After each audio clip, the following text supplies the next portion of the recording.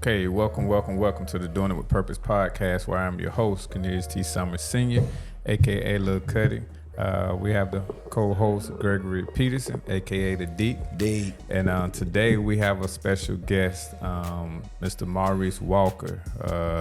Let's see, as I go down the list of accolades, he's originally from Wade Hampton, or Hampton County, graduated from Lander with studies in both special education and disabilities, as well as business administration. Yeah, that's the first one. And so, welcome to the show, Mr. Walker. Yeah. I've seen you, known of you, experienced you for a few years. Didn't realize how tall you were until today. Had to duck down to get in the building, to get out the house. Yeah. But we just want to welcome you to the show, and glad that you were able to make the ride. So you came from Hopkins today? Yeah, I just got finished referencing some games. Okay. Where was you repping at? In Casey. Oh, okay, that ain't too far. That ain't too far. So, hey, I know Cornelius, he probably didn't do you all the justice that, all the accolades and stuff. Oh, yeah, I was going to let him, Yeah, so, we're going to let you go ahead and let you tell us yourself. a little bit about Tell yourself. us a little bit about yourself. That's pretty much it. I got my first degree from Land and Business Administration. I went back and got a second degree in special ed. Okay. That's how I ended up getting into education. Okay. My grandmother asked me, why don't you be a teacher? And I was like, teacher? Because I always enjoy kids. Even as a child, I love working with kids. So I went back in 95, got a second bachelor's in special education, and my first job was down the road in Saluda. And the South. Yeah. That's what my education, my special education career started, as well as coaching. Okay. Yeah. So before refereeing, I was coaching in high school. I did football, basketball was the main sport, cross country, track.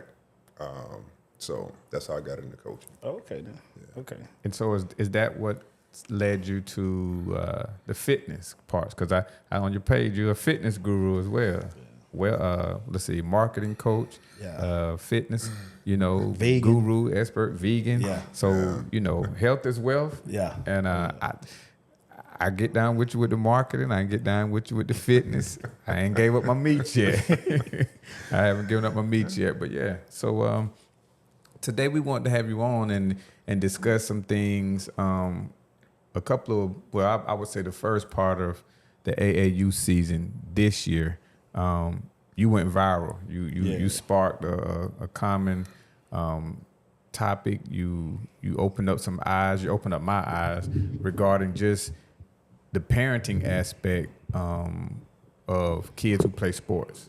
Right. And I'm sure you can give us a bunch of stories regarding just dealing with parents and the effects that it has. But before today, I didn't know you had the coaching aspect. So you really have an insight on just how much and how detrimental parents can be to kids, or how much of a help they can be to kids. Yes. Can you just give us some insight onto what sparked that I don't think you were attempting to go viral, but that video that day. What sparked that? Just from my thing was being in education, I've seen so many kids miss out on scholarship opportunities. Yeah. Whether it be from their lack of effort, their grades. But then when I realized, I have several friends that are college coaches. Okay. So I talk to them a lot. Yeah. And they're like, yo, Mo, these kids not doing this. They don't realize that they need to be doing that. And when I was in coaching, I started meeting college coaches when I was at Keenan High School. We had a team. We went back-to-back state championship. We had a McDonald All-American, Jerome Harper. We got Darius Wiley. That was over. He's over Team USC Unleashed. Okay. Sam Gortman. He's over PCH Hurricanes. Okay. All those guys was on the same team, state championship team. So I started meeting college coaches then, and throughout the years, this kept the relationship going because I started helping kids get in school on scholarships. Yeah. So, and a lot of kids see me out, they think I'm just a referee. And if I see a kid that got some talent, I'll reach out to one of my partners. Hey, I got this kid from Batesboro Leesville High School. He played with this AAU team. He can do this, this, this, and this. Yes, sir. And it was a game I had off, and just hearing the parents in the stands and some of the things that were coming out of their mouth, not just for that tournament, but it's on a consistent basis. In fact, before that tournament, I think the weekend before, we were at another location and we had to put 2 parents out. One parent threatened me because he felt like it was a loose ball foul. Both players were going after the ball. His daughter was involved. It wasn't a call because it was a loose ball. Yeah. And it looked harder than what it was, and both referees, both of us were watching it, and he got upset and he was like, "Yo, if you don't do something, they're gonna start scrapping." And I heard him. I don't address the fans unless they get outrageous. Yeah. And you ain't gonna do nothing? He said, "Okay, you ain't gonna do nothing. I know you hear me because you're standing right here in front of me. I know you hear me." He said, "Okay, you ain't got to do nothing. I'll see you out in the parking lot." No. It's time for you to go. You should have told him, "Come on, man, let's go. So Let's go now." I slowly turned around and looked at him and identified who he was. Yeah. And then I motioned to call security. Yeah. Yeah. I said, "He has to go." Yeah. Exactly. Then the rest of the parents, they called the referee a snitch. Yeah. I got threatened, he's snitching, he telling this and that. But anyway, they ended up putting him out. So it was coming from I did that video to help parents. Yeah, for sure. Oh, it helped me. Yeah. To let them know, hey, you got to start doing this, this, and this, and stop doing this, this, and this. Yeah. Yeah. Coaches be sitting in the gym, college coaches come sit in the gym, and a lot of times now they're not even wearing their gear. You don't know they're there. You don't even know they're there. Yeah. And they're sitting and they're watching all of that. Mm-hmm. So just say, for instance, your son. If your son is pretty good, he's playing, he's doing this thing, and you sitting in the stands, you riding the referees about this, about that. So the coach sitting over there in the stands, he looking like, this kid is nice. Oh, yeah. I want him, but I don't want him. And then he looking like, that must be his dad. Yeah. Some coaches marking him off the list because of you.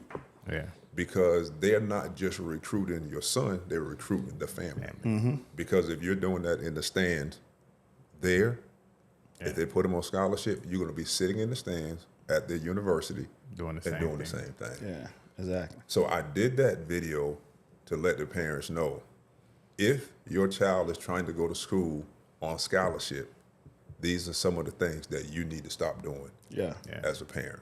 Yeah. I went out there on a game that I had off. I walked out the back door and I said, I'm going to do this. I'm just going to do it. And I did it live on Facebook. Yeah. I couldn't even see the camera. I couldn't see if anybody was on. I was and I was talking.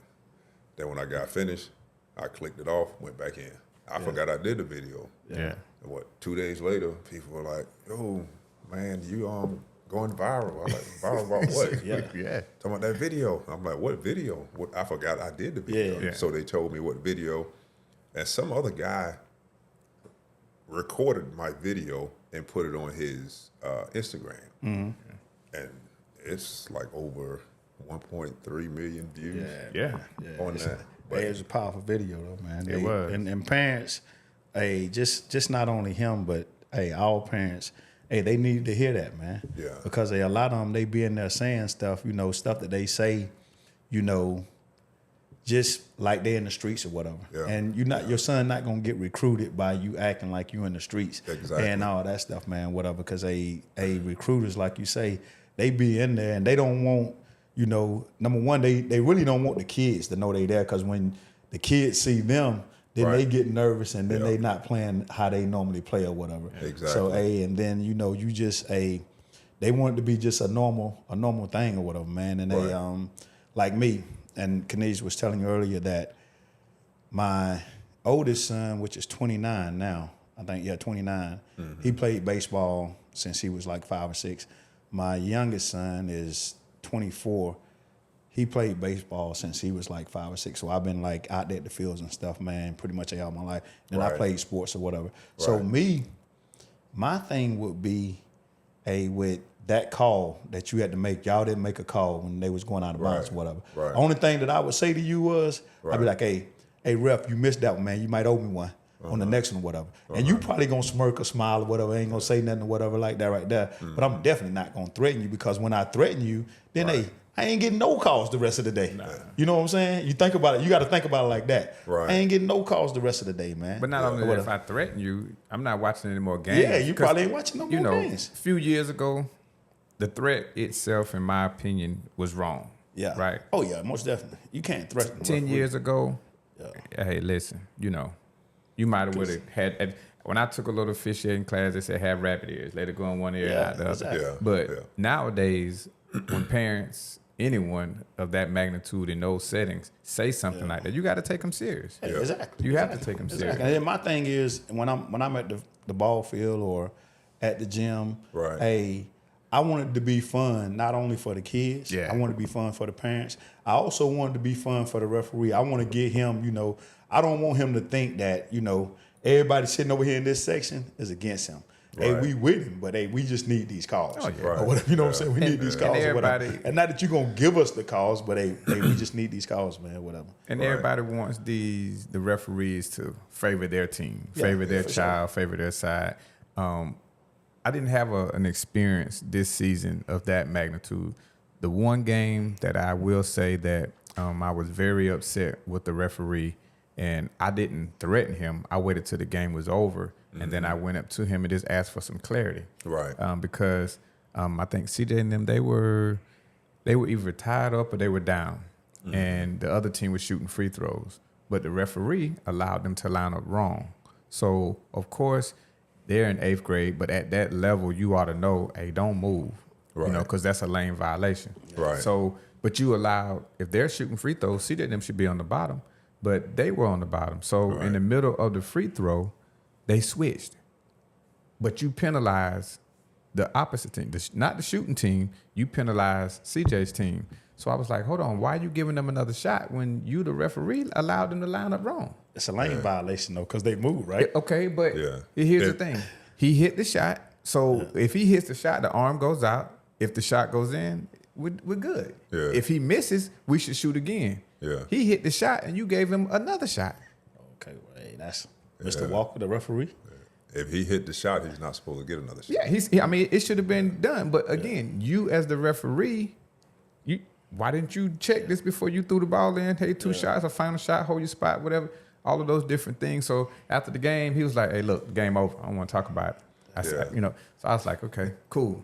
I know a little bit about officiating. I took some classes, but in my opinion, that call changed the trajectory of the game. And that's what you hate to see, is referees decide an ending of a game. Right.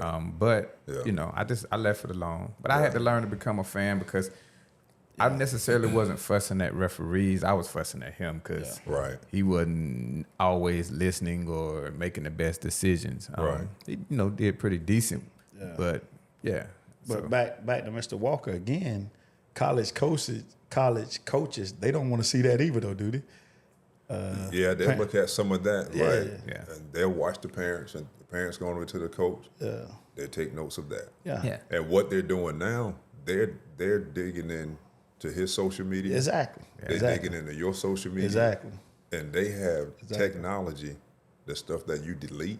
Yeah. They have Oh, yeah. technology that they Yeah. can go in and find stuff that you deleted. And Yeah. if that does not fit their university, Oh yeah. Mark it off. they're marking you Yeah. off the list. And when that guy shared the video, he didn't share the entire video. Yeah. Because in that video, I said, we as referees, we make mistakes. Yeah. Yeah. Oh yeah. I said, for none of us are perfect. Yeah. All of us should be working on getting better. Yeah. Coaches should be working on getting better at coaches. Parents should be working on getting better at parents. Players Exactly. should be working on getting better at players. Yeah. When I'm out there on the court, when I'm refereeing with veteran referees, I'll ask him about if it's a call. I'll tell him to look at the clock. I'll look at him. So he'll remember the time on the clock. So Yeah. when there's a dead ball, Yeah. I say on that play that I just blew the whistle or didn't blow the whistle on, what Yeah. you think? Yeah. He said, oh, you could have looked at it this way. He said, oh no, that was a great call. Okay. So wanting that feedback to become better as a referee. And a lot of times I'm out there, I'm coaching the kids. Yeah. And some of the kids will tell you, one coach was going off so bad, you just are when doing this and doing that. And coach kept going. I'm looking at him like, coach, leave it alone. Yeah. And after it was a halftime, I said, coach, you over here going on and carrying on about something. I said, ask your player right here what I've been telling him on the court. Yeah. He said, coach, he been coaching me out there the whole time. Yeah.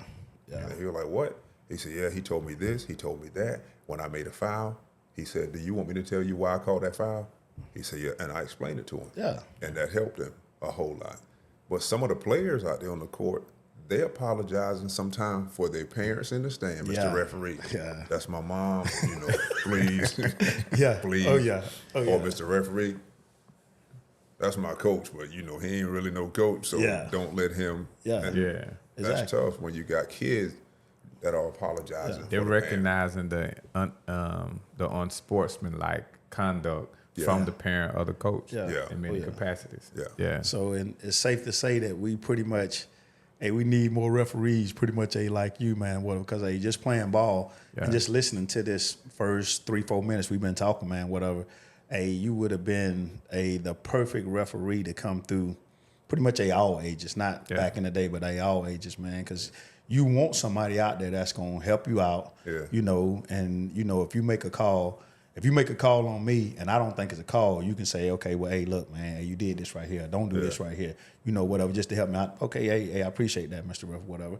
And going back to like I was talking about earlier, just being at the field all the time, man, whatever, I've learned to talk to referees, get an understanding from them, umpires, and all that stuff, get an understanding from them before the game start. Right. I tend to, be like, and you can make a bad call.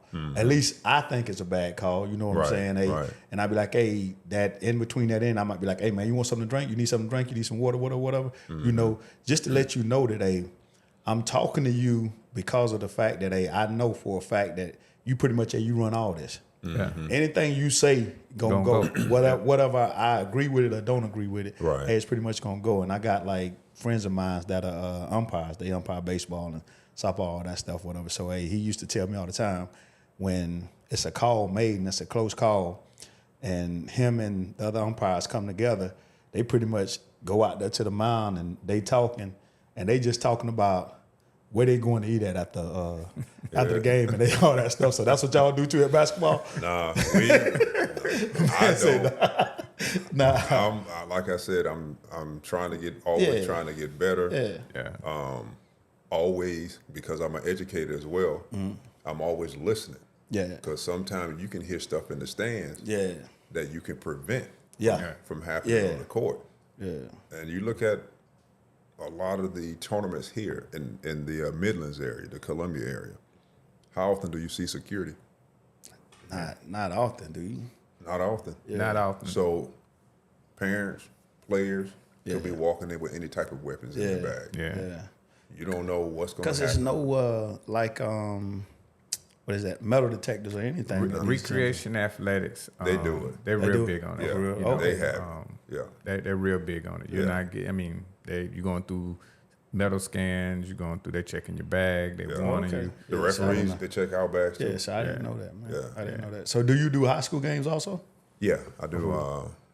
High school, South Carolina High School League, public schools. I also do SCISA, private school leagues, rec league, men's league, AAU.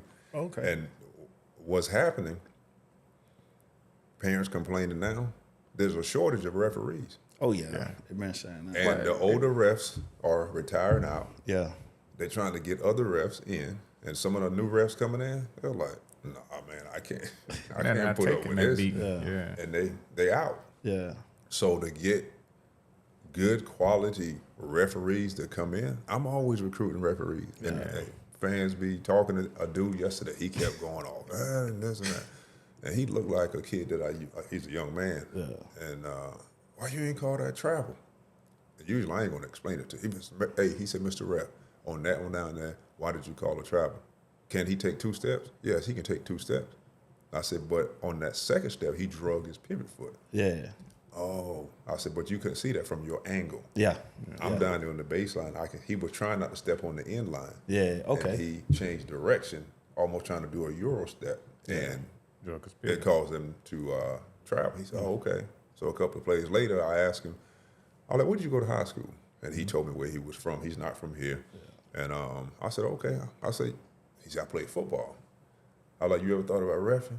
He said, nah. I said, man, they need refs in all sports. Yeah. They need referees. Yeah. Oh, yeah. So I'm out there, I'm doing that, trying to get people into refereeing, trying to coach the kids when they're doing something wrong. I lead by example. Yes. Any of the kids that ever gave me the basketball, I don't care if they throw me the ball, I say thank you. Yeah. To teach your moment. Yeah. I said, appreciate that. Thank you, sir. And they're looking at me like, why you calling me sir? Yeah. I said, because I respect you. Exactly. And then they turn around and look like that's foreign to them. That's strange to them. Probably is. And that's what the adults should be doing, the parents and the coaches. We're leading by example. Exactly. And I will tell these coaches sometimes, I like, coach, come on, you got to help us out with it. What do you mean? I said, whatever energy you put out, you're gonna feed your players and you're gonna feed your parents.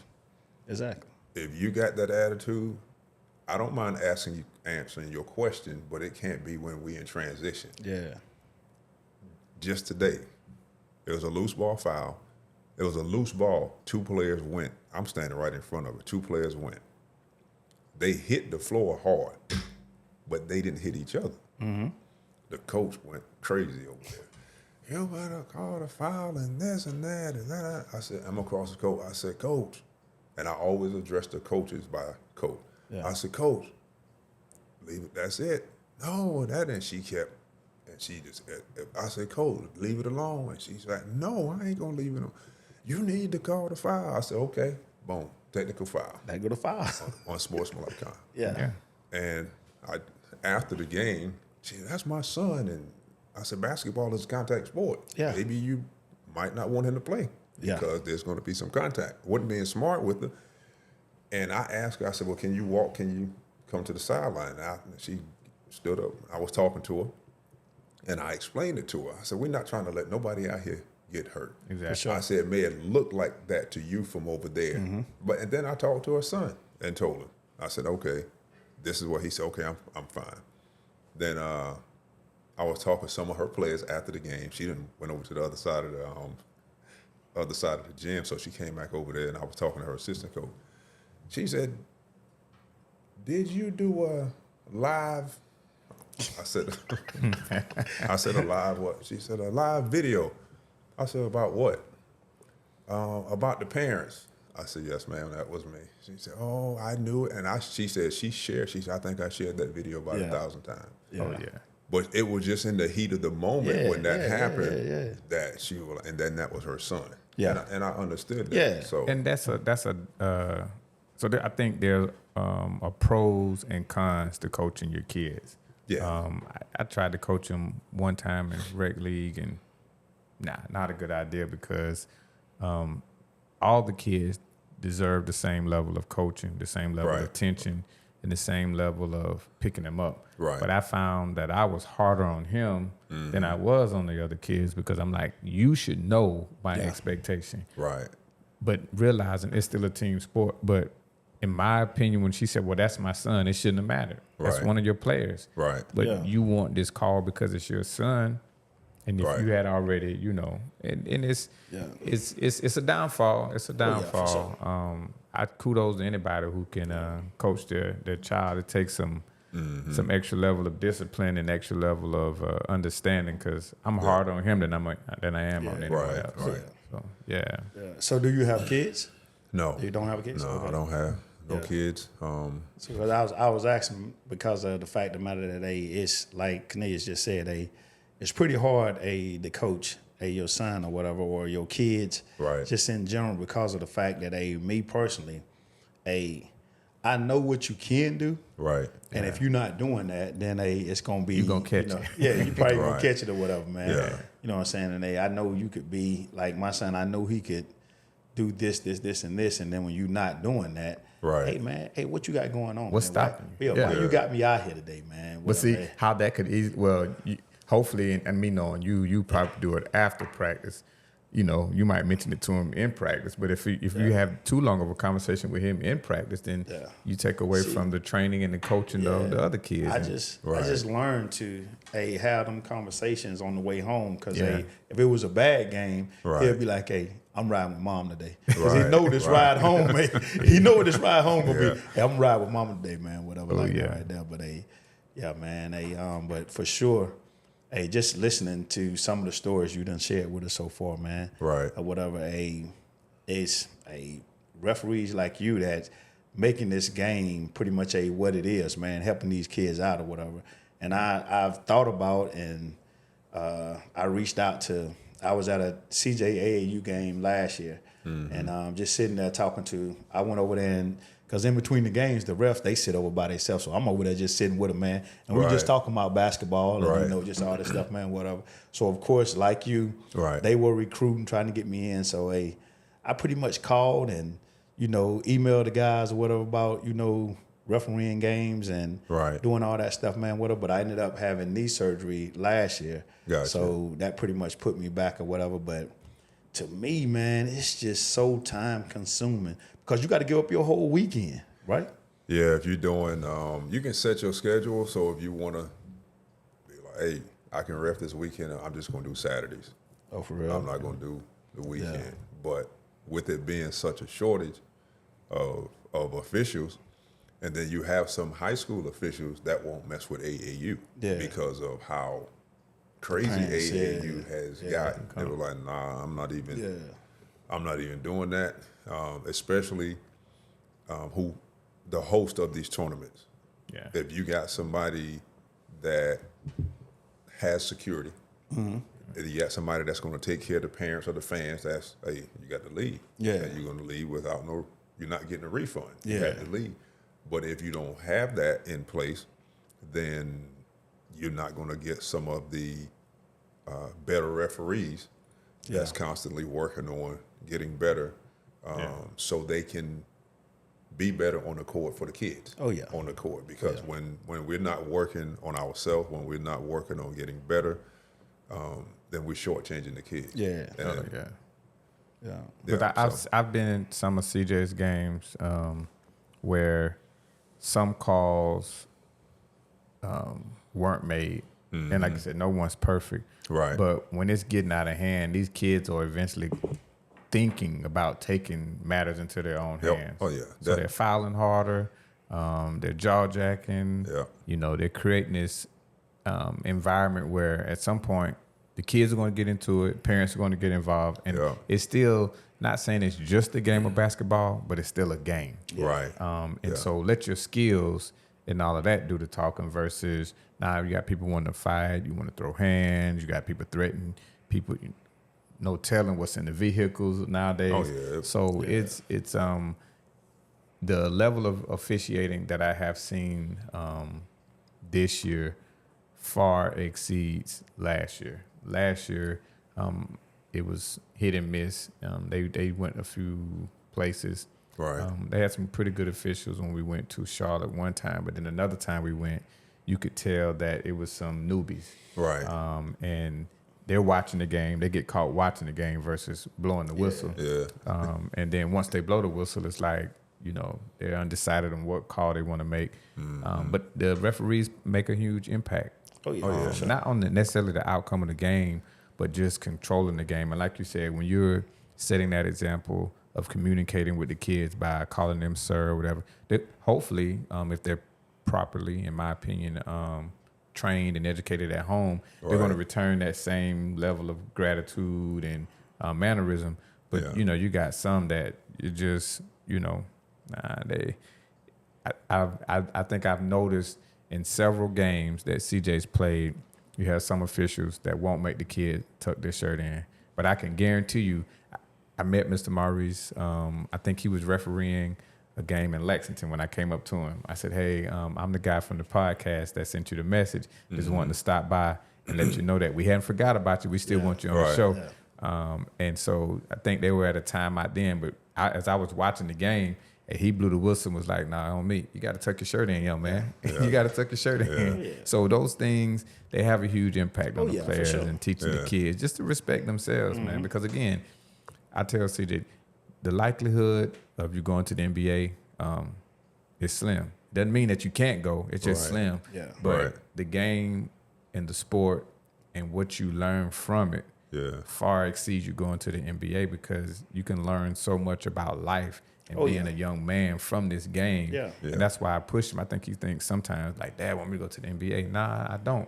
But I want you to carry yourself in a manner and lead your team in a manner to where one day when you're in life, you'll revert back to those things and be able They to not grab gonna those. get it till they get it. Though. Yeah. But I be trying to Yeah. beat it into him, and beat it's it like, nah, he'll get it. But I haven't had a referee or a coach per se to tell me like, hey, this young man needs an attitude adjustment. Nah. Right. And what I had a coach tell me that, but then as I dug deeper into it, it was like, okay.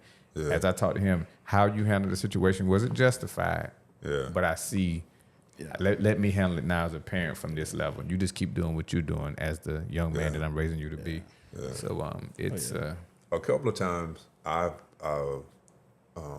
one, I was in Charlotte a couple of weekends ago, and out of all the teams that was there, this player stood out to me like he was just, and I watched him play the whole game.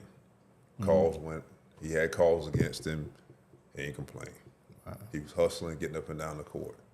And I'm watching people in the stands, I'm like, is his parents here with him? And at the end of the game, I realized who his parents were. And I went over and I spoke to the guy. I said, hey, how you doing? I said, oh, you out here watching? He said, oh, that's my grandson over there, so-and-so. I said, okay. I was watching him and I was watching you to figure out, so that's why I came over. And he looked. I said, well, I just wanted to come over and tell you. I said, I love his attitude. He's like, I said, his mannerism. I said, he didn't complain. I said, on such and such play, when he could have fussed or said something, when he did get fouled and the referee didn't blow the whistle, he didn't complain.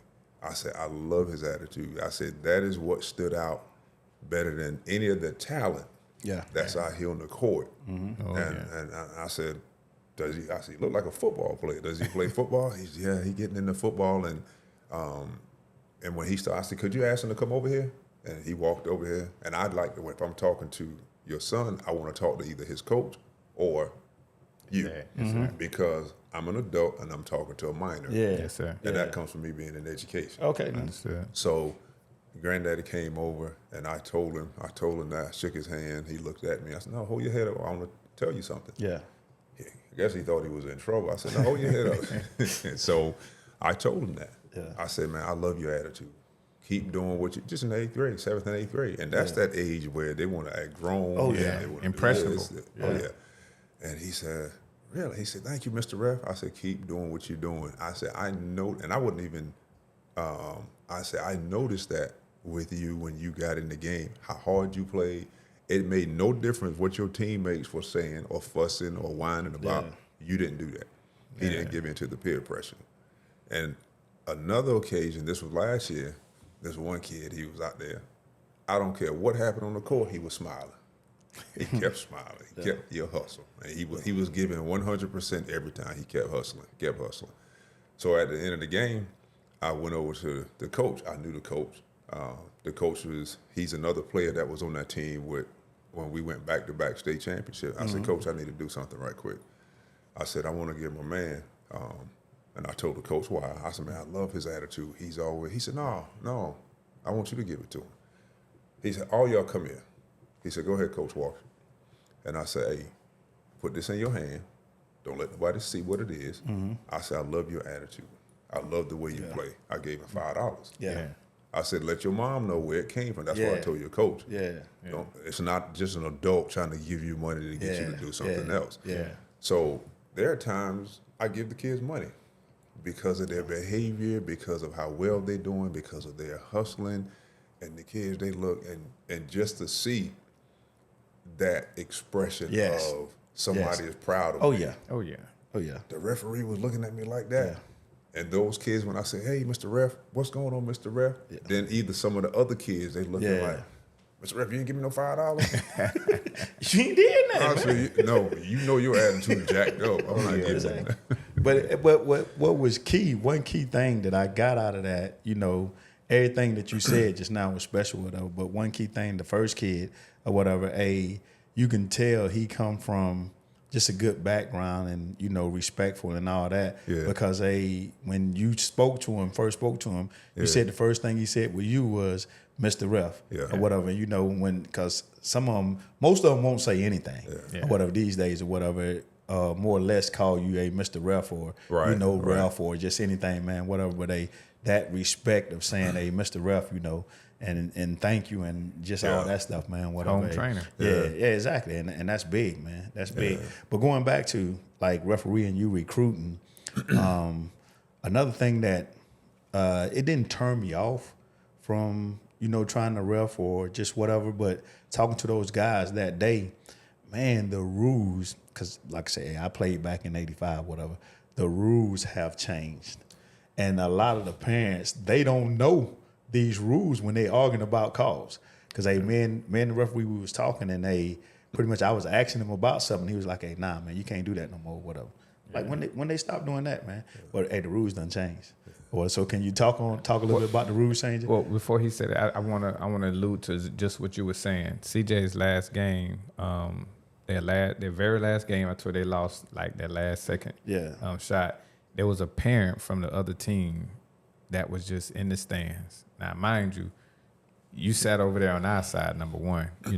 Number two, they kept calling the travel on one of the guys because, like you said, rule change.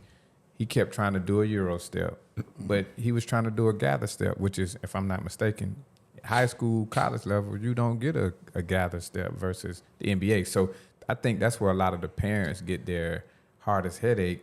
They want to look at what James Harden did.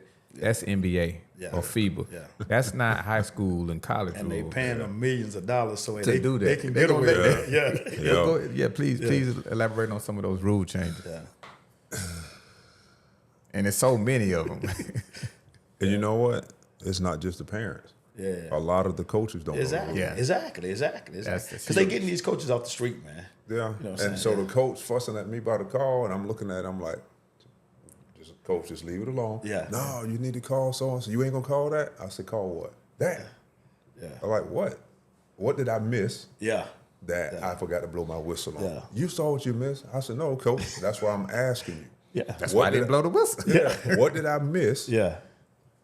That you said I didn't call. Mm-hmm. So by me doing that, he thought I was insulting him. He was like, man, F you. You got to get teed. I said, nah, coach. Yeah, you got to get teed up. Yeah. I could have gave you a technical foul for that. Yeah. Oh, so you want to give me a tech? No, you going off on me about something, and I'm asking you. I didn't wave you off. Yeah. I said, coach, what did you think I missed? Mm-hmm. So I won't do that the next time. Yeah. He couldn't tell me. So a lot of them don't know. Yeah. A lot of the parents don't know. But when you invite them, if we were to have, say, one Saturday at a gym, if we were to have this event to teach basketball 101 rules for the parents, how many do you think will show up? None of them ain't gonna show up. They already know everything about basketball. Yeah, they already know everything. Yeah, and some of them will tell know you everything about nothing. Yeah.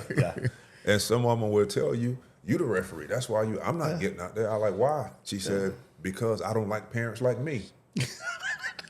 I know how I am. That's crazy. Yeah, that's but crazy. You upset with me because you know how you are. Exactly. But you don't want to come out here and learn so you can help benefit your child. Exactly. Yeah. I think coaches should have to pass a test to be coaches. I think they should have to know the rules test, not just know the rules test, but do so many hours on the. You can pass the test. Yeah. But man, when you get out there on that court It's and them totally kids different, getting man. up and down the It's court, totally different. and you hit that whistle, hurt, and you thought you saw something about you about to call, and then you looking like, and I'm looking at like, oh, what's the call? Yeah. And you lost. Yeah. Because stuff happened just so quick. Yeah. And if you make the call, better do it with confidence. If it's wrong, you better sell it. Exactly. And it's if you just think about it, man, and just talking to you, and I've thought about it like years ago or whatever. man, it's a whole lot harder than what people think it is. Yeah. Oh, But it like is. they got like they call it Monday morning quarterback or whatever. Yeah. You know, everybody can be that quarterback on yeah. Monday mornings or whatever and all that stuff, whatever. But a refereeing, man, because they've changed some of the signal, the way you make calls or whatever, where you go to the table and make calls and stuff or whatever. And you know, they changed like the lanes and they changed just all kind of stuff and just making calls. Period. So. And when you're not up on this stuff or whatever, when you used to making calls, just say for instance back in 2000 or whatever, man, the calls have changed from 2000 till like now, whatever. Because I remember like one of our, we talk about the cat all the time, man. Hey, Anthony Denny, Dickie Woodfault, whatever. He used to do this. They used to call it like a jump step, where you would jump. And you can land on both of your feet, and then you can jump again. But now you can't do that, right? You got to you land still on can. both feet. You still You can? got both feet, but Yeah. if you go, Like that right there, whatever. It's a travel. walk, it's a travel, whatever. And so we used to do that. We used to do that back in like '85 or whatever. But I've actually seen like refs call it a walk or whatever. But you would have to actually, hit them Land on both at the both same time or whatever. Yeah. You know, and a lot of kids they doing it like you said, that 1-2 or Pity whatever, pat. like that right there. Pretty much like a euro. But correct me if I'm wrong. If you land on both feet, now you have the option to choose which one is your pivot foot. But if you, like I said, if it's the left hits first, then the left has It's your become pivot, your pivot. So See, that's and that's I only know that because I had to take the test, like a few years ago, and learning what the rules were. Yeah. And then like I said, you take the test and you pass it, but then you still got to look and say, okay, what was that? But you gotta see it. Yeah. You know what I'm saying? It's easy for us to talk about it now and me put my hands down, but when the game is going fast and the kids you wide got or all whatever, these bodies moving, exactly. and you got people running across your line of Exactly. vision, And if you close, if I'm standing about from here to that wall from you, I can't see your whole body. Exactly. Yeah. So if I need to look at your feet, I'm gonna have to do this. Yeah. But one of my friend of mine, veteran official, George Scott, he said, "Mo, you taller." He said, "Let me show you." He said, "Back up." Yeah, because you And can when see. he told me to back up, man, Yeah. that changed the whole perspective for basketball, refereeing basketball. Now I can see the whole body of the offensive player and the defensive player. And that made a big difference. But you have to be open to receiving that. When a ref will come up to you and tell you. Sometimes he said, "Man, what was that?" I'm like, "What was what?" "What was that call you just made?" I said, "From my angle, that's what I saw." Yeah. He said, "That was a good call." He said, "I was just going to see if you was going to change because I asked you what was that." Yeah. And I appreciate that from veteran referees when I'm out there. Hey, you might want to work on this. Getting your arm up higher. Make sure you're showing your signals whenever you're Emotions, counting. Yeah. I was taller when I was reporting my fouls to the scores table. I had my hand down here, like because I'm taller than people. They're like, "No, you still got to keep it." Put them up, okay. Yeah, so that's why AAU, I'm holding them up here so people can see. Yeah. And then like going back to you just moving like back so you can see the whole frame of things. Yeah. A lot of parents gonna be in the stands and they're gonna be like, "Hey, how can you make that call and you way back here or whatever?" You know what I'm saying? That's what they're gonna say. How can you make that call and you way over here, whatever? Yeah. How can you see that, whatever? So but you can see it because you got your peripheral vision set on where you need to be at, how far you need to be back from that, or whatever.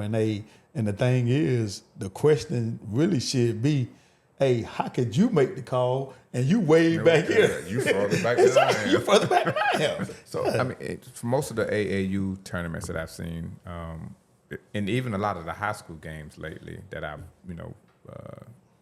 taken part in watching, they've been a two-man system. And is that, I guess I'm assuming because of the shortage, AAU is probably because they don't want to pay 3 refs for a game versus 2. But do you find it easier to, I'm assuming you may find it easier to referee when you got a 3-man system? Yeah. 3-person system? Yeah, because you can see angles that I don't care how much moving you're doing, and the players are getting faster every season. and you getting older, the Yeah. players getting faster, Yeah. and you trying to get back down. Yeah. I referee with 2 SEC officials in the AAU tournament. I'm out there running up and down the court. I said, "Oh, young man." He said, "No, we ain't running like that." I said, "I'm trying to get down in front of the plate." He said, "I don't care if you're doing rec league. You ain't gonna always be able to get in front of the plate to make the call." Yeah. He said, "If they transition past you, let them transition past you, and you just find your angle, and make sure you can see in between their bodies. If you can see in between their bodies, Okay. while you still walking in that direction or running in that direction, if you got the angle, if you can see between their bodies. So if you looking at this, and you the referee, and if you looking at it, you can't tell if my I don't hands know are what's on. touching. Yeah, I don't know what's on the other You side. can't even over tell. there. And parents and coaches don't understand. Yeah. I'm not, if I didn't see the contact, I'm not blowing the whistle. Yeah. Yeah. Because you got kids now that are standing there for a charge, and I'm on the end line. And you got the referee in the trail at half court, and the player coming out of his area, going to the basket. I'm down on the end line. Yeah. And so you got a kid standing there trying to take a charge. And the player go down, the kid, and fall back. Yeah. Blow the whistle. Yeah. That wasn't a foul. So the ref on the trail ref, he blow the whistle. He blew the whistle. Yeah. Because the defender fell. Yeah. He thought there was contact. Yeah. There was no contact. Yeah. They The sold, they kid- flopped. The kid flopped. Yeah. When the offensive player got close enough to it, the kid said, Yeah. and fell. Yeah. Bam. And I said, hey, that one you just called, it was no contact. Yeah. He like, you serious? I said, nah, none. I said, that kid been doing that the whole game, Yeah. selling it with the flopping. Oh yeah. And see, I'm guilty. I'm guilty of that call right there because I done been to multiple games where I'll be like, hey, so you on the baseline and you got the trail ref coming in, hey, and he blow his whistle, and I'm like, hey, if you down here Why didn't on you the see it? baseline, why that's your call to make. How he gonna make the call from up here or Yeah. whatever, you know what I'm saying? And sometimes, hey, he may see something, Right. that I'm up in the stands, 4-5 rows up. I can't see or whatever. And you right there on the baseline watching it, and then, you didn't see it, and you didn't blow your whistle because you didn't see anything. So it wasn't no call or whatever. He blew his whistle because he thought he seen something, or he may have seen something. So I know I'm definitely guilty of like, hey man, how he make this call here or whatever, man. That's like yesterday on some of the Olympic, Yeah. refereeing. I'm watching the game, and the charge not the charge, but the offensive foul they called on Drew Holiday. Okay, yeah. I was like, how did you make that call when Dude was moving, I thought. dude was moving and So the you offensive player probably was calling games, so you probably didn't see it. had a clear line to the spot. So he's in the corner, the 3-point corner. He's coming up, kind of do like a dribble handoff, and Drew Holiday gets the ball, but then the defender's coming from towards half court back towards him, and they bump into each other, and you call an offensive foul on. I'm like, how was that? He's got as much right to that spot as he does, And the so- referee was standing like right there. Yeah, Or whatever. But whatever. he didn't call it with confidence. He called it almost like, well, I done blew the whistle. I just got to make a call now. And so he gave him the offense. I'm like, even at that level, like, how do you make that call right there? And then, thinking about taking the charge, LeBron tried to take a charge yesterday too. Yeah. And he ended up on the poster. I thought he was I there. saw that. I thought he was there. So when you looked at the line, I think he was there. But as I was listening to the commentators, LeBron had already started dipping. He had already started being back. That's what I saw. So that's what you saw too? Yeah, from the highlight, Yeah. from the angle that they showed it, when he got over there, it was like he already started. Leaning back. So you moving now. You're not stationary. Oh, yeah. So, I mean, So- he ended up being on the poster. Yeah, he ended up being on post. So with that being said, not to change the narrative or because we having great conversation about reffing and Right. pretty much you to me and just my personal opinion, you seem like you a dynamite ref or whatever, but we gonna just turn it around just a little bit. And we used to have these talks all the time on season 1. Right. And we're in season 2 now, whatever. He's smiling because he know where I'm going. So you a LeBron fan or you a Kobe fan? You a Mike fan? What kind of fan are you? Yeah. just be honest. If you like LeBron, you like I'm LeBron. definitely going to put the crickets right there when I go back again. Yeah. I was the era I grew up in, Mike. Dr. J. Oh man, you done went way back, man. Yeah, you done went way back. Doc, hey, Doc was dynamite now. You know what I'm saying? Doc was dynamite. Because in all actuality, my first basketball team was the Philadelphia 76ers. Because I used to like Andrew Toney and Vinny Microwave. I used to like them or whatever. Yeah. So, hey, but you know, Mike pretty much took over for me, man. Yeah. Or whatever. He took over basketball or whatever. But hey, and this question came about because Cornelius would always say, hey, he's not a fan of LeBron. Mm-hmm. So I was like, hey, well, if you don't like LeBron, you don't like basketball. So you're not a fan of LeBron either? I'm a Lakers fan. You're a Lakers fan? Yeah. LeBron is a great player, great athlete. You can't take that away from him. Yeah. No, Yeah. I definitely can't take. And I've been a Lakers fan for most of my life, even though I like Dr. J, Michael Jordan. I had a chance to meet LeBron a couple of summers ago. He was down at The Peace Jam? Peace Jam. Yeah. And he came in over on the court. There was nobody on the court. We had a break. Yeah. He was just over there shooting around. Real nice, very. He talked to you, very polite, and you can't take that away from him. I mean, 38 years old, and look at the shape that he's in. He convinced them yesterday. So yesterday, he convinced them yesterday. Yesterday, officially, I don't know if it's a registration form I got to sign or we need all it's that. a photo I got to take, but I'm officially a LeBron James fan. Yeah. And it was just when I broke down all that he has accomplished, all that he's achieved, and I looked at him. Finally, he stopped dyeing his beard, right? And I was like, you know, his age is showing. Oh, yeah. But not only is his age showing, we in the old school cars, right?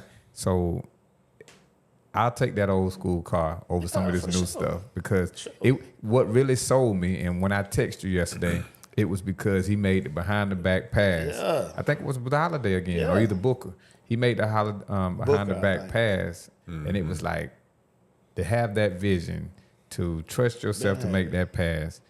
You that guy. Yeah. You that guy. And then a lot of times when they were down the other day against they were down by like 17. What? Yoke team. Yeah. Service. And he just took over. It was like, nah. Yeah. You know, they started calling him, you know, he was in the house yelling, Captain America, you know, look, LeBron America, L'America. I was like, man. And I just watched him and I was like, you know what? I can't even hate on this man any longer, man. It's, you know, whether it was from 3-point line, whether it was getting to the basket, some of the layups he was making, his defense when he pinned the ball, I was like, you know what? Yeah. He the guy. Oh, yeah. He's the guy. You know who I was a big fan of? Who? And I think it would have made a difference in the whole NBA landscape before he passed away, Len Bias.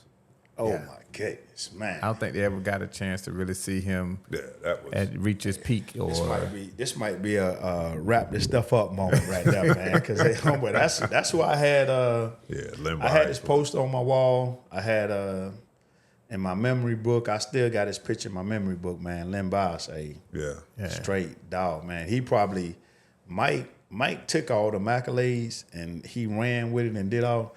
Man, Len Bias, he probably would have. He probably would have been right there with Mike. Oh yeah, man. yeah. He'd been right there with Mike, man. That right there was crazy, man. I watched him at Maryland. That was that was crazy. Mm-hmm. That was for sure crazy. So, to jump back in a little bit about you, when did your vegan?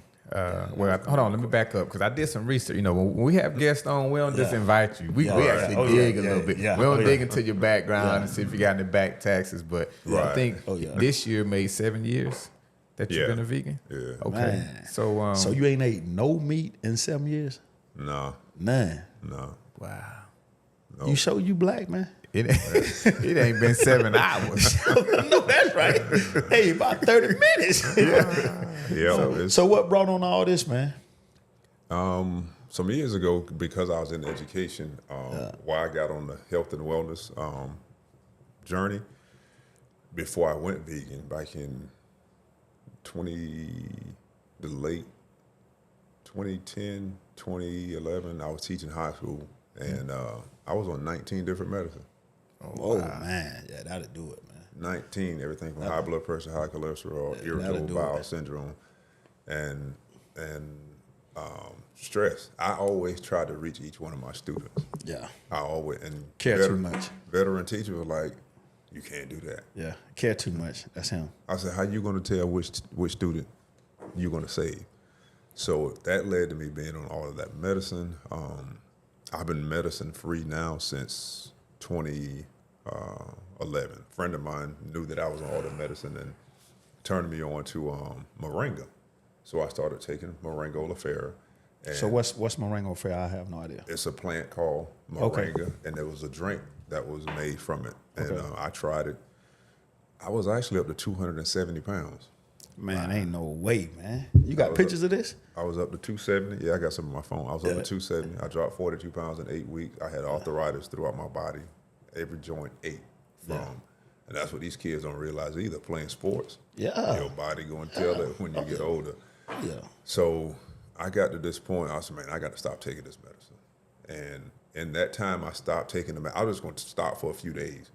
And that's when she told me about moringa. And I started. And so we fast forward to vegan. Friend I hadn't talked to in a year, she was like, she kept seeing my live videos, and I was talking about health and wellness. She was like, have you seen What the Health? I was like, nah. So she sent it to Oh me. my goodness. The YouTube. I watched What the Health Friday night. Yeah. When she sent it. I woke up, let me say, it was like God woke me up like 4:30 that morning and had it on my heart to watch it again. Yeah. I watched it again. I made the decision at that moment, I can't do it no more. I'm not eating the way I used to eat, and I don't know how this gonna happen. Yeah, I went cold turkey hold it. I went to the refrigerator because I had some meat left over from 4th of July. Yeah. And I'm like, my grandparents told me don't be wasting no food. I ain't throwing this meat out. After I ate all that meat, I went cold turkey. And July 8th has been 7 years. Oh my goodness. Because I was going to ask, man, the meat that you had in the refrigerator, you fried that and ate it, or you just said, hey, I ain't eating that no more? I heated it up. I ate it. I didn't throw it out. Yeah, I said, yeah, hey, yeah. and it was, and like shortly after that, in my spirit, I felt like had I not done that the way I did it then, I would have had some major health issue. Yeah. That would have happened. And I love it. I don't force it on anybody. Yeah. I probably rarely talk about it. And to hold myself accountable, I created a Facebook group. I said, hey, I'm about to do this vegan thing. I don't know how long it's going to last, and that was my way of holding myself accountable. Yeah. So people kept asking, how's it going? And this and that. And that kept me encouraged. There was some time my body was like, hey, man, what you doing? Yeah. I love seafood. Yeah. Didn't eat any of that because with vegan, you do no seafood, dairy, no meat, no chicken, none of that. No eggs. Or products that have any of that stuff in it. Yeah. You don't. So you 100% vegan. Yeah. Wow. Yeah. So, oh man, that's crazy. Yeah. That's crazy, man. No, Hey, so- and I'm not knocking it. I'm So- just saying, hey, it's just crazy in mental. my mind, and like you just said, it's mental or whatever. And it's a deeper connection spiritually. A lot of people don't talk about that. For real? When you can train your body not to eat. Yeah. Oh, there's another one just came out. Chris Paul produced. They're trying to kill us. Chris Paul is a vegan. See, I didn't know that, man. I need to watch that video. Kyrie Irving, vegan. Yeah. So you got a lot of the athletes now that are changing. We talking about LeBron. Yeah. Man, he has a nutritionist that prepares his meal. Yeah. He don't have certain amount of sugar Yeah. in the way he does and how he take care of his body. Oh yeah. He spent like over $1 million. Is he a something. pescatarian? I think. Close, I think it's from what I heard, pretty close to that. Yeah. Well, pescatarian they do seafood. Seafood, They don't yeah. mess with the meat, but they do seafood. So But so my wife, one day when Tabitha Brown kind of blew up, and you know, my wife used to like watching her just because she could talk about the wigs and all that kind of stuff. So she had me watching her one day, and I was like, okay, Tabitha, you know, she got her own season, and she was like, babe, we gotta try this, and we gotta like, nah, I'm not. And then you convinced me one day to try the Impossible Whopper. Yeah. And I tried it, and it wasn't bad, but I was like, nah, I gotta have some meat. So do man. you eat the Impossible Whopper? Or you I don't try not to. You try not to? Because it's still processed. There's they're unhealthy vegans. Yeah, for Because sure. processed food is processed Oh, food. yeah. So, Yeah. Okay. and I cook more now that I'm vegan. Yeah. So I cook. It's expensive now if you're Oh, eating yeah. out. Yeah. If you're going to be eating out and buying vegan food, it's Oh, yeah. expensive. And I think the suppliers realize that. Yeah. You know, Yeah. you come sit down and you a vegan, I'm gonna charge you more because 'Cause I gotta do something special I know you for ain't you. gonna just eat this lamb chop Yeah. over here, so Oh, yeah. I'll prepare it for you, but it's gonna cost you. Yeah. Yeah. And it's more expensive to eat healthy, period. Yeah. Eat healthy, period. So with that being said, on a daily routine with Maurice Walker, what do you eat like the whole day or whatever? Right now, I'm in the. I'm trying to get up to 250. And Man, I've see, I'm trying to get up to- actually put on. I can give you 10 pounds right now. I have some friends that tell me, "Hey, it's some of mine." No, go ahead. My bad. Go ahead. But I'm trying to get up to 250, and what I'm eating now is it's almost like what a bodybuilder does when they're trying to muscle up Yeah. and put on weight. Yeah. It's certain food that they're gonna eat every day. Mm-hmm. So for me right now, my main thing is wild rice, which is very good nutrition. The rice look black, so I do wild rice, black beans, tofu scramble. That's what it's like a scrambled egg, but it's Yeah. not eggs. It's made Yeah. from tofu. Yeah. So I do the tofu, wild rice, black beans, Brussels sprouts, sometimes asparagus. So that's like my main. That's been my main meals for the past month. So for breakfast, what do you do for breakfast? I do like a shake with different fruits. Yeah. Okay. Yeah. So the breakfast shake, work out in the morning. 'Cause I work out probably 5 days a week. Yeah. Before I go to work, I hit the gym like 5:30 in the morning to work out. Go to work, and it feels so much better. I was about to say you up at 5:30 because you hungry, man. Nah. No. Man, Yeah. it feels so much yeah. better. Yeah. And I'm sure your wife can appreciate this too. Because I was talking to her when we went through. I said, "Hey, your husband told me you in special ed," and she was just like, "Yeah, I'm in special." I said, "I've been doing it," so we started talking, Yeah. and we can talk about special ed all Yeah, day. yeah. The disabilities in special education is getting higher in numbers, and to me, it seems more with African American kids. I believe a lot of it has to do with our food. Oh yeah. What we putting in our bodies. Yeah. What we put in our bodies. And back then I was doing videos. It was like 6 to 7 of the top 10 leading causes of death is from our diet. Yeah. What we put in our food. Oh yeah. And that's what, and I tell these kids, I was like, hey, I talk to them about health and wellness. Man, make sure you're taking care of your body. Yeah. Stop eating all that junk, because this is your main asset. Your temple. If you're not taking care of your temple, your body is not going to produce. Yeah. That food is going to affect your mind. Oh yeah. It's going to affect how you perform out there on the court. And a lot of kids, there was another, I'm not going to tell you the top, I'll tell you when we get off air, another video that I was thinking about doing that I need to do. I'll tell you about that later. Yeah. And it could,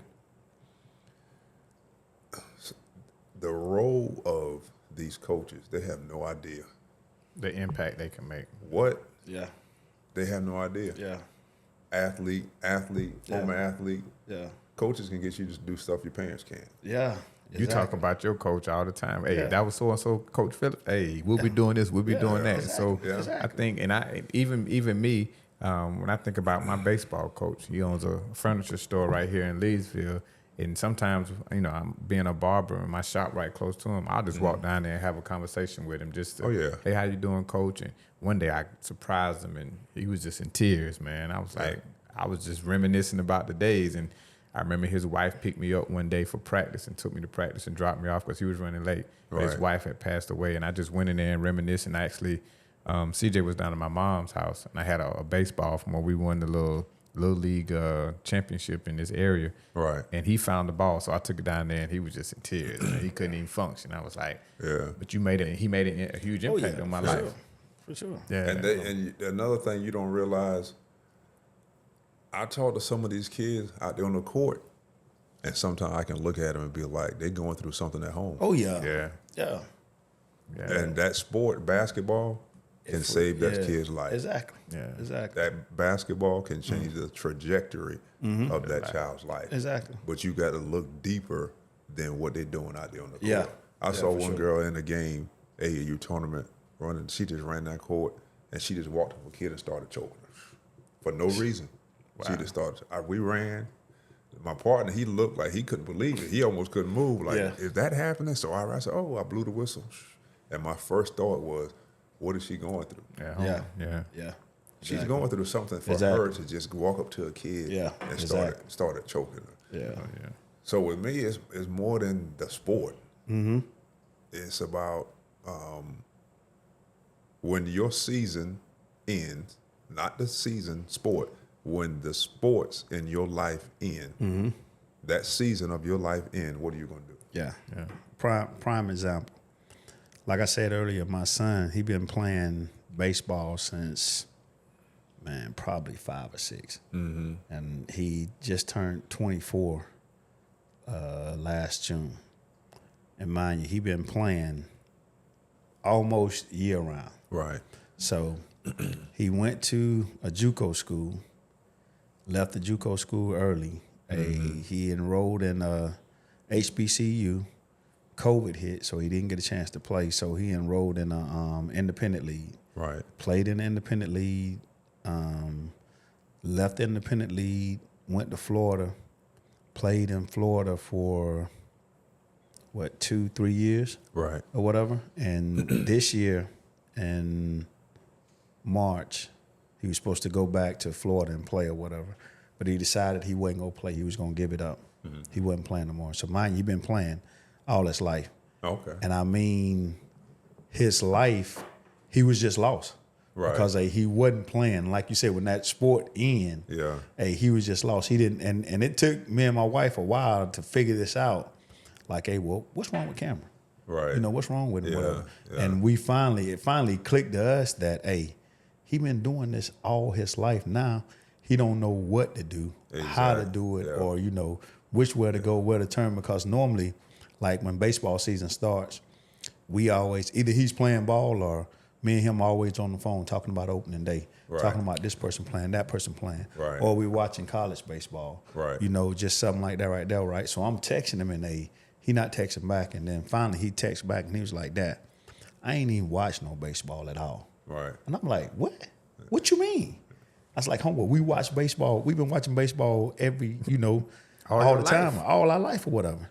And it clicked to me today, he don't play no more, so he didn't want anything to do with baseball. Wow. You know what I'm saying? Like it was pretty much like he hadn't had a bad affair for 20-something years, and he just done with it or whatever. And like you just said, when it ends, and you don't know what to do. The transition. Yeah, exactly. Yeah. I mean, and I'm sure he's learned a lot of skills. Oh yeah. But when do I impose these skills? Yeah, exactly. When is the next time that I'm going to use some of the skills that I've learned? Exactly. I don't know what I don't know. Right. And everything I view reminds me of baseball. But I want to leave baseball. I'm done with baseball. Yeah. But how do I transition? Or how does this change affect my life? Oh yeah. Oh yeah. But he just got hired as a assistant coach at ALA to coach baseball. Okay. So he's getting back into it because I told him, man, everything that you've been through, all the knowledge you have about baseball, God didn't give you that just to keep for yourself and take to the grave. You got to share it with these other kids, man. Yeah, and that's it. I mean, sharing as a coach, sharing that with your Exactly. players. Exactly. Like I told you, we should have won state championship my junior year. Yeah. And I told you the reason Yeah. why I didn't play. Yeah. I sat in class trying to talk to a girl. Girls will do it every time. I went from a B to a F. Yeah. I was ineligible. I couldn't Yeah. play. And the coach that would not, I was told to go to the teacher, Yeah. ask him to change my grade. Yeah. And he was like, Maurice, I know the principal going to be mad with me. I know the coach going to be mad with me. I'm not changing your grade. He said, you might not even understand. It may be 5, 10, 15, 20 years down the road. Best thing happened to you. You God's will plan. realize. Yeah. And that was the best thing Yeah. he did God's plan. by not giving me Yeah. that. Anything. And when they lost, they went to the state championship Yeah. my junior year and lost. I'm sitting in the stand and people walking by. I'm sitting in the stand. Like, you cost us a state championship. Yeah. I'm still a kid. Yeah. Yeah. And Yeah. adults are telling me, you cost us a state championship. Yeah. Oh yeah. You cost us a state championship trying to holler at a girl. Yeah. And when we got on the bus to go back, on that bus, we started working that next day. I was about to say. Not with coaches, the players. We took Yeah. it upon ourselves, Yeah. and we won it the next year. Yeah. And see, that's the difference. And I saw a video, I think earlier today or whatever. You know, problems or bad situations or something bad happened. Hey, that could have fueled you to Yeah. go the other way. Yeah. You could have been part of the streets. Yeah. And I ain't thought about basketball no more. But Yeah. the good thing is, and me and Canadians talk about it all the time, God's plan, it fueled you to go the right way and do Yeah. what was right. And you ended up, God pretty much rewarded you that next year. Right. With a state championship. or And whatever. not only that, if the teacher would have gave you what you wanted, Yeah.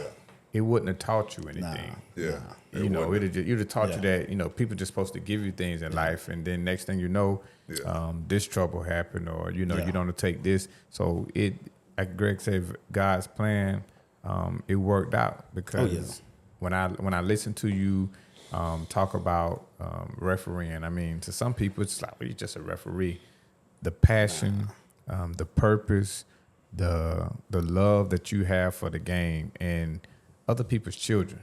Yeah. Oh, You yeah. know, It's a ministry for me. yeah, Oh, yeah. yeah, Oh, yeah. yeah. And I never that's- heard it called that, but hey, you definitely, You you're have absolutely correct. definitely Yeah.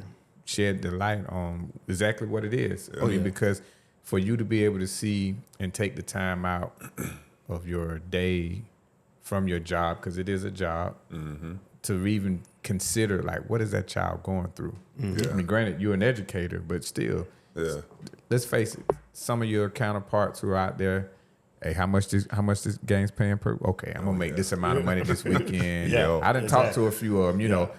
This such game. I'm gonna do this. Oh, I made a WAP this weekend. Yeah. But here it is. You're saying like, look, man, I put a couple dollars in this kid's hand, not because I wanted something from him, but just to show him that, hey, I'm proud of what you did. You represent yourself and you represent the sport well. Yeah. And so that all could have stemmed, and I do believe that it stemmed from the teacher saying, no, I'm gonna hold you accountable. Mm-hmm. And accountability, guess what? Accountability happened then, and you said, hey, I started a Facebook group so that way I could hold myself accountable. Yeah. That Exactly. teacher Yeah. embedded accountability, and I'm sure you got it from home. But Yeah, that teacher definitely. reinforced the accountability aspect because him and I go walking. I can't go tomorrow because I got to go to the VA for my appointment. But we started this walking thing where we invite our followers and listeners and anybody who wants to go walking with us on Monday mornings. But it's an accountable thing. Yeah. We talk about health. He kind of pushed me on my health spiel because I was like, man, every time I talk to this guy, he on an exercise bike or he at the gym I try before to he eat retired. right. Yeah. And he tried until I put some ribs on the grill, and then he like, hey, I don't need none of this.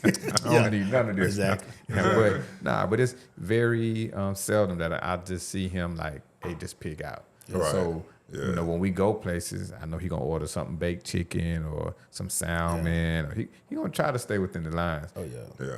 We got a little spiritual miniature getaway coming up. I'm gonna think about this vegan thing after that because I plan on going out here Not eating this after that. seafood. Yeah, I plan on going out here eating this seafood, man. For sure. Me too. But I was gonna say earlier about just eating meat, man. Because I've tried vegan, before, but hey, I just can't. I probably could do it for a couple of days. Don't say you can't. You don't want to. Yeah, well, I don't want to. I say that I don't want to, but I'ma hold you accountable. I probably can do it for a couple of days, man. But then when my wife I try not to eat pork at all, or whatever. Right. But when my wife in there frying pork chops, what I supposed to do? What I supposed to do? Whatever. What they do that? Say what they do that at? But they didn't like. I tell because my uncle. Hey, didn't the Bible say sometimes you have to flee and run away from it? Pretty much. You got new needs now, Mr. man. Walker, we don't need no preaching sermon and all that stuff. Nah. But no, man. I tell my uncle, he always talking about, hey, man, he eat neck bones and all this stuff, man, whatever. And I have to tell him all the time, man, hey, man, these ain't the neck bones and stuff we used to eat back in the day, man. Nah, it's totally different. Yeah. This chicken that we eat now, man, it's totally different than the chicken we used to eat back in the day. That's why you were saying about all these diseases and, kids with these disabilities and all this stuff, man, whatever. It's because of the stuff that they putting in this chicken, this meat, this food and stuff that we're eating. And it's probably going to be a great, you probably can go viral again just talking about this right here, man. Yeah. Making a video and talking about this, man. But even what he said earlier, just if you notice, like for my wife, I listened to when you came through the door, she probably was watching this episode of they have an autistic dating series or something where these adults are going through the dating process, but they all have autism. And so she's like, I don't know if I want to work with the adults. I think I might want to work with the children. And her and I have conversations sometimes and have pillow talk. And I'm just like, Devonda, like there were disabilities in children when I was in school in the 90s. And I grew up with a few of them. But the amount of disabilities is just unreal. Yeah. If when I was growing up, I'm just throwing a made up statistic out there. It's probably 1 in 7. It's probably 1 in 3 now. And some of these kids are high functioning, and they're very smart and intelligent. But the label of being autistic and the label of having a disability is still where it was when we came up. People look down, I one of the young kids, and I'll keep his name confidential, but I remember her working with one of her clients, and she came home and said, hey, no one has ever taught this young man how to read, but he'll sit down and read a book from cover to cover right now.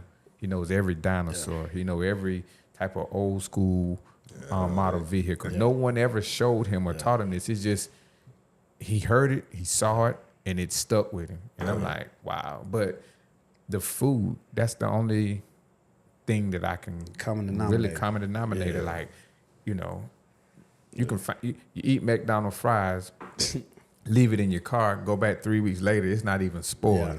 You can just warm it back up. Yeah, it's still in there. It still looks the same. It still tastes decent. Like, so when the last time you had a McDonald's fry, Mr. Walker? I had a Wendy's fry. Oh, for real? Recently. They use like the sea salt. Yeah. I still try not to do a lot of that that process. And when y'all was speaking about health, I was asked to come to this church and speak on health and wellness some years ago. I said, well, I stood up. I said, when they introduced me, I stood up. I said, okay, imagine today is Judgment Day. And I'm God. Stop it right there. And I said, all right, it's Judgment Day.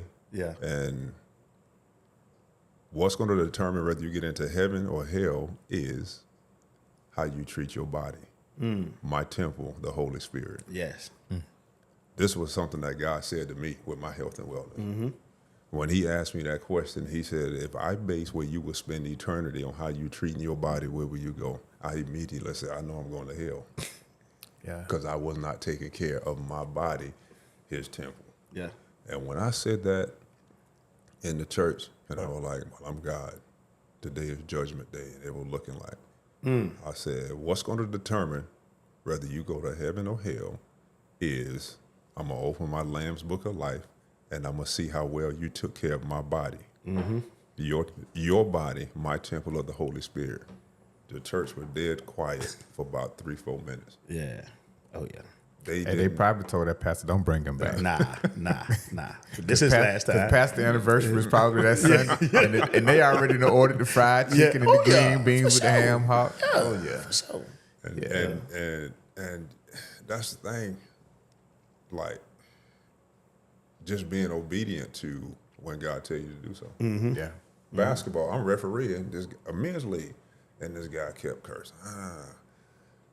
And he went up, he thought he was going to get a foul, and I was about to blow. He cursing at me. I'm about to blow the whistle and give him a tick. I done had my finger like this, and God said, don't do it. What you mean? He done cursed me out. What you talking about? Don't do it. He said, don't do it. He ran down court, and before he came back to the other end, he said, and he just kept looking at me. I can see him. Yeah. He kept looking at me. He said, I don't even know why I'm saying this. I don't know why I'm saying this, but I apologize. Wow. By the time he ran down court and came back, God convicted him Oh, yeah. that quick. And he told me not to handle it my way, even though he should have got the technical part. He said, no, don't do it. The battle's not yours, thus says the Lord. Yeah. And I talked to him after the game. Yeah. He done went out the gym, and the Lord was like, you ain't finished? I was like, what do you mean? I went out in the parking lot, and I asked him, I said, hey, can I talk to you for a second? Lord, a funny dude, man. Yeah. He was like, what? I said, I need to talk to you for a second. I said, I don't know why you got a lot of influence. People love you. They gravitate towards you, but you're using it for the wrong. Mm-hmm. And he looked at me. I said, I know why you came down and apologized. I said, I was going to give you a text. You saw my hand. He said, yeah, I saw that. I said, the Lord spoke to me and said, don't do it. That's why I didn't. Messed his whole day up. Oh, yeah. And you came down court and you apologized. The next play, you came down court and you apologized. And he meaning God would deal with people or deal with situations Yeah. when things like that happen. So Yes, sir. when I say it's like my ministry, and sometimes it can be uncomfortable. Yeah. Sometimes It's supposed to be. sometimes your flesh want to say something. Well, you can't. That's you why can't God grow in your took comfort over. zone. That's why God took over, because you was gonna give him this tech, and he may have, just went off with him. So he was about to get thrown out of there. Yeah. You know what I'm saying, or whatever. Yeah. So God said, "Hey, no, just stand back. Hey, I got this. Yeah. Just watch this right here. Yeah, let me work or whatever, how I work. Yeah. Or whatever. And That's what And God we're do. best usable outside of our comfort zone. When we're doing something that doesn't feel comfortable, I know for me, there's been things that I just didn't want to do, didn't feel right doing, but God had nudged me. That Holy Spirit said, "Nah, you gotta do that." And I'm like, But then that's where we want what God said we can have, but we don't want to do what God says we got to do. And I found that to be true in my own life. And I went to my son and apologized times where, like, he did wrong. He was disobedient to me. Guys, I ain't asked you all that. Go apologize to the young man. Yeah. Well, why you ain't apologize to me all them times you was wrong with me, man? I'm still waiting on that. This is that pack that stuff up moment. Yeah. Nah, man. Great conversation, Great, man. man. Whatever. Just meeting you personally for the first time, man. Whatever. Yeah. Hey, just Without the stripes on, without the whistle. Got my mind just spinning about, a lot of stuff you done said about refereeing, about vegan, about just life, teaching autistic, special need kids, and all that stuff, man. Whatever. Great conversation, man. I feel like this right here is going to be It was God's plan. Oh, because, yeah, for sure. It's going to be the Bible says, try the spirit by the spirit. Mm-hmm. And, I had noticed him at AAU games, and you notice referees by how they carry themselves. Oh, yeah. He was never have I seen him get belligerent with someone who's in. I mean, they all kind of stuff are being thrown at him verbally and all that kind of stuff. Yeah. And he's always taking the patience with children and the coach, like I say, the coaches and stuff. And I've never really witnessed him give a tech, but I'm sure he's given enough. But it was just something about that video that was like, we need to have that guy. Not because the viral thing. It was his message. Like I said, it spoke so highly to me, and so it fit our motto, with purpose, because passion. You had a purpose in why you put that video out, and it was meant to reach the masses. It was meant to reach who it was going to reach, and I was one of them. Right. And God said, some may go after the 99, but he gonna go after the one. I was that Yeah, parent that was already, yeah. you told me, hey man, you gotta just be a fan. Yeah. Learn to be a fan. I'm gonna be a fan, but I'm gonna be a fan coach. Oh yeah, And can't do that. Yeah, you're right. And so I've learned to back off. And I said it his very last game. I texted him like, hey man, I said, hey, check your phone. He was like, oh Dad, here you go. I was like, nah man, I'm proud of you. You ain't start. You didn't. You handled the situation like I wanted to see you handle the situation. So I'm proud of you. Oh, so yeah. he came back. Oh, thank you, Dad. But you thought I was gonna fuss about something. Oh yeah, he used to you fussing about stuff or whatever. But when he sent me the video, and then he said he had talked to you, we had talked. I guess it had been a while back about him just being a fan, not being the dad in the stand that's coaching and fussing and arguing, not arguing with the referees, but saying stuff to the referees and stuff, whatever. Yeah. So when I seen the video, and I was like, man, every parent that's got somebody playing any kind of sports, hey, they need to see this right here, man. Because I used to tell kids all the time, my son would go to these AAU tournaments playing baseball. They call it WWBA down in Atlanta, Emerson, Georgia, or whatever. And it's like pretty much the biggest like baseball tournament they have, like the week I think of June, the whole month of June. They have all ages, whatever, man. And you go down there and it be hundreds and hundreds of scouts down there, baseball scouts or whatever. Right. Colleges, pros, everything, man, and whatever. And they look at, how a kid, just interact with other players, how a kid interact with the coach, how a kid interact with the umpire, how a kid interacting with their parents. Right. They look at everything, and a lot of kids, like you said earlier, they getting checked off of these lists because of the fact that they got a bad attitude. Yeah. How they act when they strike out. Yeah. How they act when they hit a home run. Yeah. How they act when they get thrown out at first, or if it's a close call, what you might say to the umpire. Yeah. How going back and forth with the umpire with balls and strikes and stuff or whatever. Yeah. Mm-hmm. And kids, they don't think about this stuff. Same thing with like coaches or whatever, man. You have scouts and stuff, they would come up and talk to coaches that, they, talking to the umpires respectfully. Mm-hmm. If they got a problem with a call or whatever, time. Hey, can I talk to you for a second or whatever? Yeah. And actually then you go over there to explain, thank you, sir, just whatever. Hey, you got scouts looking at all this stuff, and you got players and stuff looking at this stuff also or whatever. So when they see this stuff, if he playing for him, I might not want my son to play for him. I might not want nobody off his team to come and play, for my team. Because they didn't learn his bad habits. Exactly. Yeah. So just little stuff like that, man. And it goes back to, we had a generational conversation episode prior to shooting this one, and all those things that we talked about, your effort, your attitude, your response, your thinking, and your habits, the earth concept, if those kids can manage those, and the parents can help them manage those by doing the same thing, man, the kids have such a greater chance at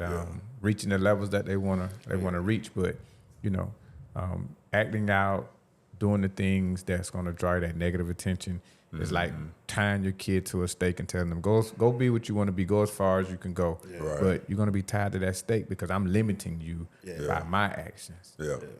But yeah, so great convo, man. We thank you for coming on the show today. Yeah. Appreciate it. Oh yeah. We could stay here another 2 hours and talk, man. But you got a long ride to go. Yeah, man. and you might convince me. You might convince me to go vegan, and I ain't ready for that. We'll have it back when I decide. Yeah. I ain't gonna say when I decide. When God talk to me like He talked to you, then we'll have you back on. And, we thank you. And I'll let Greg take us home like he normally does, man. But and I just wanted to say, man, we appreciate you. With everything you're doing. I know it's God's plan, and God's will got you doing everything that you're doing, man. Whatever you pretty much you spoken of God highly, like all that shit. Speak of God, man. Whatever. And and your research, did y'all know that I'm in ministry as well? No, we didn't know. We didn't see that part now. So that part went up there. So you're a minister? Yeah, I'm an elder by one of the elders at Bible. No, man. See, we didn't. You must don't have that up there yet, man. Nah, that's not on there. I got God chaser. Oh, he did. Yeah, Okay, he did that's say a God chaser. Yeah, we saw that. Yeah, okay. yeah. Then, yeah, so okay then. Yeah. Well, man, we might need to have you at the church, Revivalist. man. Yeah, I was going to say, there go your we might revivalist need to right have you there. at the church, man. So every time, this is what the military taught me, and I teach CJ. Every time you speak, you're auditioning for leadership. Yeah, for every sure. time. For So sure. those character things, such as your manners and Mr. and thank you, and those things get you indoors that your talent sometimes might not get you in. For going through things in life, and God spoke to me one time. He said, "Start worrying about yourself. I got you. Do for others." Yeah. I started doing a video every morning. I would take a scripture, read it, and I'll speak. Yeah. And pray at the end. I did that every day for 4 years. Oh my goodness! So you got all this stuff. Is it on social media? Because I was going to ask you for all your social media outlets. How can someone get in touch with you, or just follow you, and because you're doing God's work. Doing God's work. But our podcast is the definition of what you are doing, or whatever, or the definition of what you are doing is our podcast. Yeah. Doing it with purpose and doing it with passion, or whatever. On Instagram, it's and God gave me this name some years ago. It's making life more better. Okay, making life more better. I seen that hashtag. Yeah. I seen the hashtag. MAKN life more better. MOBETTA. Making life more better. And he, different times, he just shared different things with me, how you can make life better in health, finances, in just different areas of life, because all that is a part of us and how we handle that. So, sure. But yeah, man, I appreciate y'all. Some other lady invited me to a podcast. I haven't been on hers yet. I've been so busy still with AAU. Yeah, Understand. But I'm glad that you reached. I saw you in the gym. Yeah. I'm the one about the podcast. And I'm running down the court. I said, "Oh, okay." He said, "I ain't forgot about you." Yeah. I said, "All right." Oh yeah. Yeah, definitely. So Instagram, Facebook, TikTok, Facebook is under my name, Maurice Walker. Yeah. TikTok, Twitter. I'm on TikTok, but I don't hardly. TikTok is making life more better. Yeah. Instagram is making life more better. Yeah. Twitter. No Twitter. I ain't on Twitter. I think those are the three. That's Okay. All right. We'll definitely put those up in the Yes, sir. episode. Yeah. We'll tag you. And we'll make some clips throughout the week as we go back and edit the episode and get it ready for production and get it out there.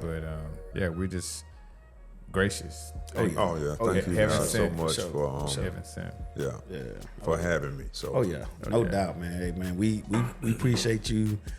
Blessing our platform with all your knowledge and the gems that you dropped today, man. Wisdom. We appreciate it. Yeah, the wisdom and all that. Well, without further ado, man, the name of the podcast is Doing It With Purpose. Right. So we go out with if you're not doing it with passion, you're not doing it with purpose, you're not doing it at all. Yeah. Triple salute, Lil Tony, man. Still, yeah. We like to just thank y'all for coming out. God bless and good night. Good night. Yeah.